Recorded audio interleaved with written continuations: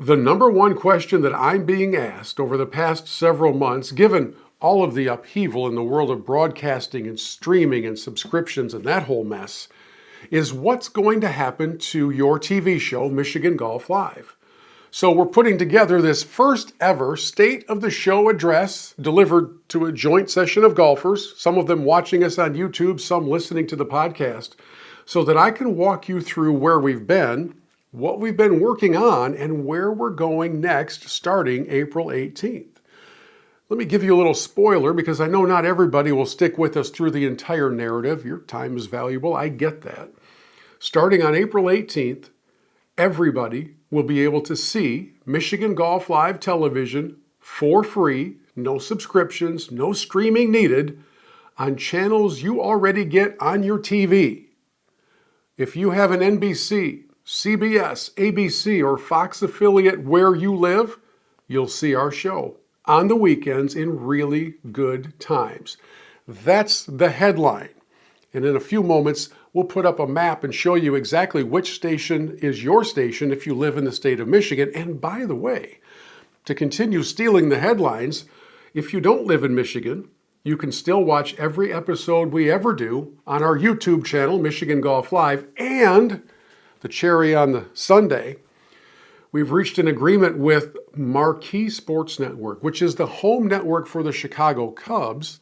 And now our show will be seen 8 times every week in that entire 5-state region on Marquee Sports Network. So we got a lot of ground to cover here in the moments ahead. I hope you'll stick with me because the story behind it all it's actually kind of fascinating.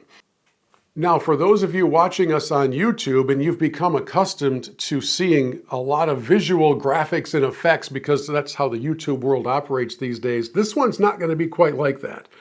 This is our fireside chat. This is our state of the show address. And so I'll put some visual illustrations on the screen for you, but this one's going to work just as well for our podcast audio-only listeners as it will for those of you on video. 20 plus years ago, I became acquainted with the subscription channel known as Fox Sports Detroit. That channel carried all of the Tigers games, the Pistons games, the Red Wings games, and it could not have been a better fit. We had a wonderful partnership with them, and it continued as they changed names. They became Bally Sports Detroit after that. And then a few years ago, they switched again to become FanDuel Sports Detroit. You should know, by the way, that neither Bally nor FanDuel owns the network. They just bought the naming rights. The network actually was owned by a subsidiary of Sinclair Broadcasting, and man, I could do a good solid hour for you on the Sinclair Midas touch because most everything they do touch ends up going in the wrong direction. That's what's happened here. So the Tigers, Pistons, and Wings have been on that network for the longest time. And then about, 5 or so years ago, Sinclair started to argue with various carriers, YouTube TV, DirecTV, Dish Network, and all of your local cables. And they began arguing over subscriber fees.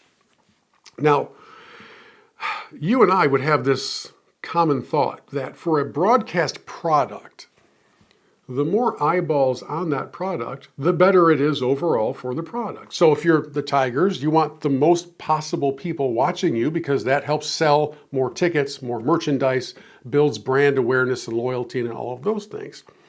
For whatever reasons, the overlords at Fox Sports Detroit, Bally Sports Detroit, FanDuel Sports Detroit began to pull their stations off of these distribution outlets to prove some sort of a point. Well, the point that they proved was that they're stupid. And they ended up filing bankruptcy because, as it turns out, when you have less eyeballs on your product, advertisers are less excited about that, and so you bring in much less revenue. Again, I'm not smart enough to be a billionaire, but even I understand that the larger your audience for a broadcast product, the better off you're going to be. I think that's a fairly safe statement.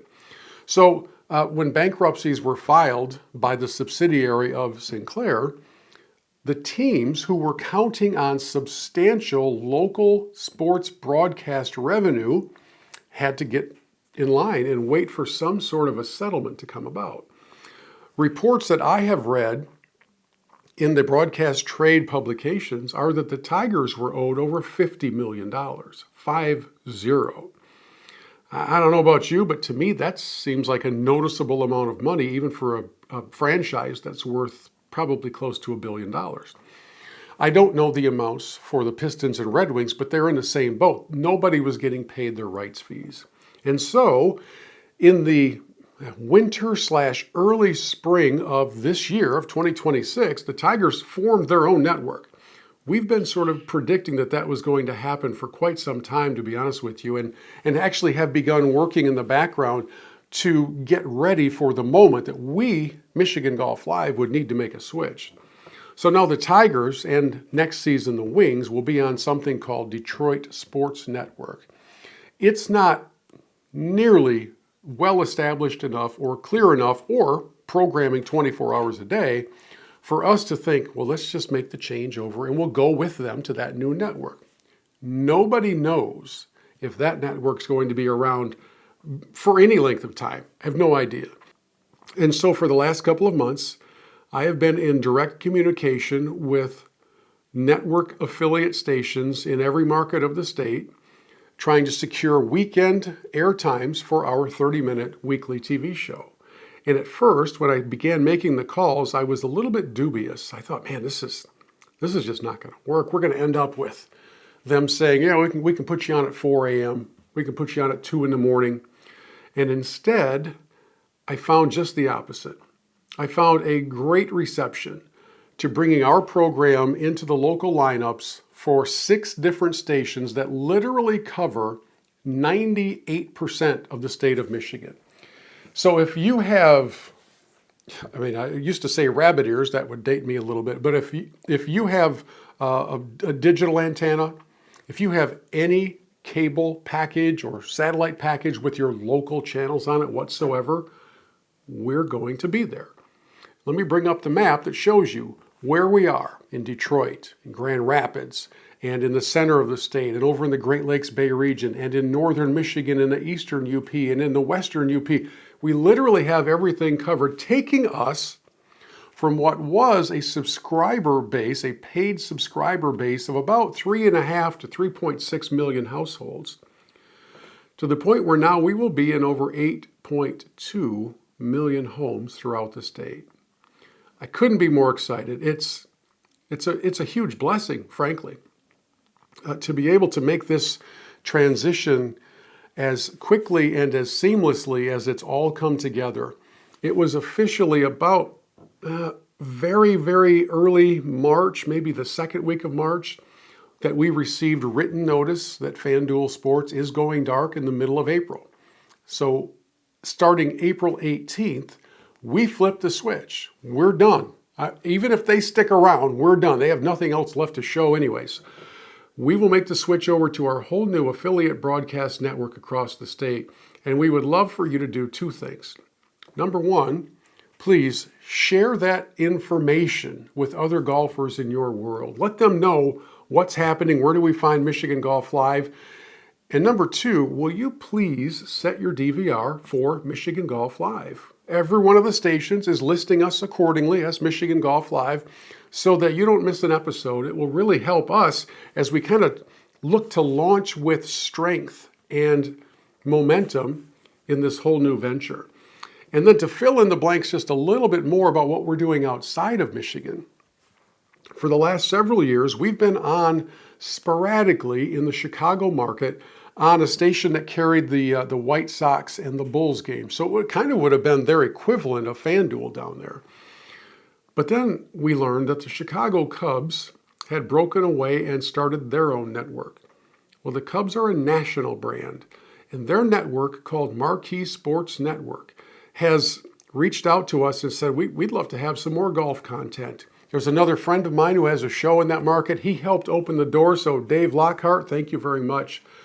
And starting in the middle of April, our program will be called For Golfers Television, F-O-R-E, Golfers Television. It's the same show, different graphics, for reasons that I'll explain in a moment. We're going to be on 8 times per week in that market, and it stretches all the way from all of Illinois all the way down to Indianapolis, covers all of Indiana, and stretches into other states to the point where we're going to be seen in 5 different states on that network. So why did we take Michigan Golf Live and rename it when it airs outside of Michigan? It's a funny question. That whole idea got started probably 7-ish years ago when we tried to air our show in Columbus, Ohio. Now, what would there be in Columbus, Ohio that would make them a little bit uneasy about seeing the word Michigan in the title of anything? Yeah, there's a rivalry. And we heard from some viewers who are like, why are we seeing your name? We don't want that. They go around, cross out the M's down there because they're a tad bit insecure. Go blue. So we actually held a social media contest and asked people to help us come up with a new name for the same show that would be our podcast name and our outside of Michigan name. And there was one lady who came up with the name F-O-R-E, Golfers Network. I absolutely loved it. And so now that's what we use when we take the show outside of Michigan, so as not to kind of cloud or confuse people who are watching our program in other states. So, my goodness, in the state of Michigan, over 8 million households. On the Marquee Sports Network, close to 9 million households. And when you put it all together, we've never had a bigger audience for what we do at Michigan Golf Live. Our radio show does continue, starts the first weekend of May on all of the leading stations throughout the state of Michigan. We've been doing that one for 27 years. And I just want to take a moment to say thank you. Because if you've lasted this long and watching me ramble on here in the State of the Show address, that means that you're somebody who's been with us for a long time. You've watched, you've listened, you've engaged on socials, you've perhaps reached out, you've said hi if we've run into each other in person. And I just want to say thank you, because literally the only reason that we're able to do what we do is because you all are doing business with the places that we're featuring. Whether it's resorts or individual courses, maybe it's some of the restaurants. We hear from restaurants all the time after we featured them on the show. We just had a party of whatever come in, they said they saw us on the show. Whatever featured component that you're supporting, thank you. I was asked recently by a leading advertising agency to give them a provable, quantifiable number of people that watch our show. I don't have that information. Nobody does. They want you to make up a number. I'm not willing to do that. Here's what I tell them every time. I say that we're heading into our 27th year. There must be a reason for that. And the reason is golf passion is huge. Golfers are loyal people.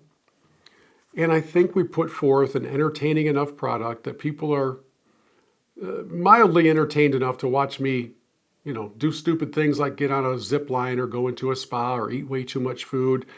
They watch my golf game and they tolerate it because it's really not intended to show my game. It's intended to show the beauty of the places that we're showcasing. And all of those things are the reasons they contribute to why we're able to do this now 27 years in, and why we're still so enthused, so excited to move forward with this whole new chapter in our world. So, my friends, the state of the show is strong. It's stronger than ever. We are sprinting into season 27. We're doing it with you, and I hope you'll help us spread the word about where we will be found on television.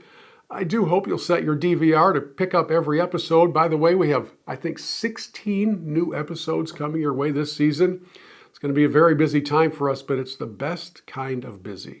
Thank you for listening. Thank you for being a part of our world for all of these years, and I cannot wait to see what's ahead.